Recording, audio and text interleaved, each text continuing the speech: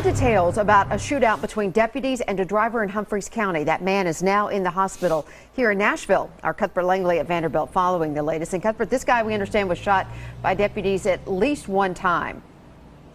Amy, that's what deputies are telling us at this point, but people are also being very tight-lipped about the investigation. They are not giving us any updates on this suspect's condition here at the hospital, but we do know he was shot by deputies. Unclear, though, exactly how many times. Here's how this whole thing began. Around 7 o'clock last night, deputies say they got a call on Highway 13 near Waverly for a call of a stranded motorist. When they got there to the scene, the suspect supposedly darted out of the car and ran into a wooded area, and then a massive manhunt was underway. Deputies began calling for backup, searching the area where they last saw the suspect, and as the search continued, they caught wind that the suspect actually had several felony warrants out for his arrest. Here's where things get even more unclear. Sheriff Chris Davis tells us several shots were fired, but it's unknown what led up to that shooting and if the suspect even fired. We do know he has a gun, but it's still unclear exactly the details leading up to the shooting. The victim was rushed here to Vanderbilt Medical Center. No deputies were hurt in that shootout.